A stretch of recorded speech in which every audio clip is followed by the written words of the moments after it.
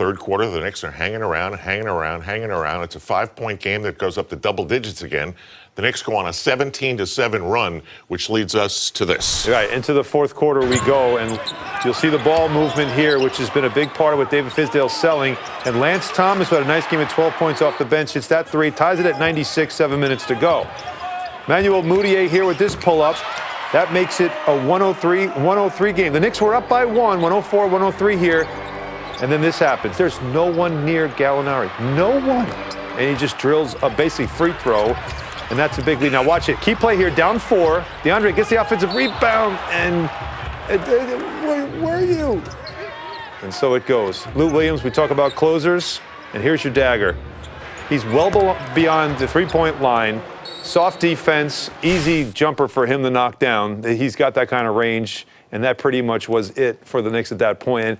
And that's another lesson. It's when you think you're playing defense, that wasn't really defense. A player like him who has that much experience, who has that much range, you've got to be really close to him, especially late in games. Late in games, you have to make it uncomfortable for people to shoot, and you put the pressure on the referees to make the call. You can't just stand there with a hand up and call that defense.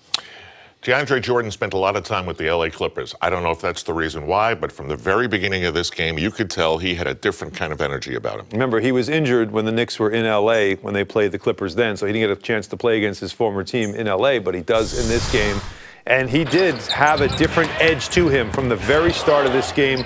Aggressive defense, especially, which we know that's his calling card. But all over the place, offensively as well. The passing, which you'll love to see there with the 4 assists, and he's been doing a lot more of that lately. And the rebounding, a huge part of his game. He had some monster dunks in this game, Al. Terrific energy. You saw his son here watching him, and I think maybe he had a little extra pep in his step because he had, some people in the crowd. But what you want to see out of him is exactly that. It's an energy that he played with that almost pulled the rest of the team up with him because they got off to a sleepy start in this game.